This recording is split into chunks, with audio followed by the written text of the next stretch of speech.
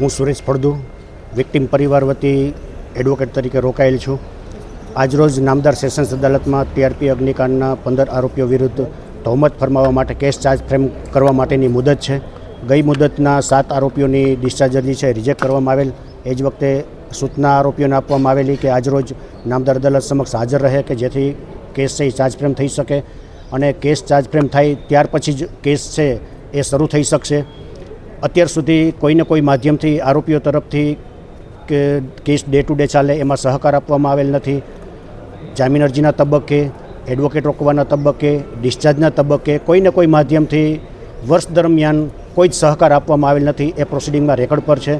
Prosecution અને victim પક્ષ તરફથી આજ દિવસ સુધી એક પણ દિવસ કેસ ડે ટુ ડે ચાલે એના માટે પ્રયત્ન કરેલ છે અને ડિલે એક દિવસનો અમારા તરફથી નથી.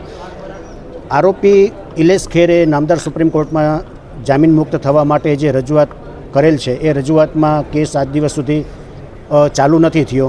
કેસ ચાલુ ત્યારે થાય કે કેસ ચાર્જ ફ્રેમ થાય. ચાર્જ ફ્રેમ કેસ ત્યારે થાય કે જ્યારે આરોપી સહકાર આપે, કેસ ચાર્જ કરવા માટે હાજર રહે.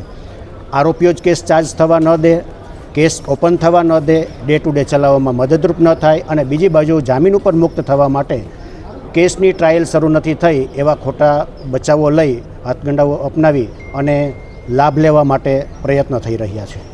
ઇલેશ ખેરે મૂકેલી જામીન અરજી ગઈકાલે નામદાર સુપ્રીમ કોર્ટે મંજૂર કરેલ છે. એમાં એની રજૂઆત એવી હતી કે આજ દિવસ સુધી કેસની ટ્રાયલ છે એ શરૂ નથી થઈ, પરંતુ એવી રજૂઆત નથી કરતા કે કેસ છે એ ટ્રાયલ શરૂ શું કામે નથી થઈ કે ચાર્જ ફ્રેમ નથી થયો અને ચાર્જ ફ્રેમ શું કામે નથી થયો કે આરોપીઓ તરફથી સહકાર નથી આપવામાં આવેલો. આવી હકીકતો છે એ નામદાર અદાલત સમક્ષ સપ્રેસ કરવામાં આવે અને માત્ર એટલી જ રજૂઆત કરવામાં આવે કે હજી સુધી એમાં કેસ સ્ટાર્ટ નથી થયો.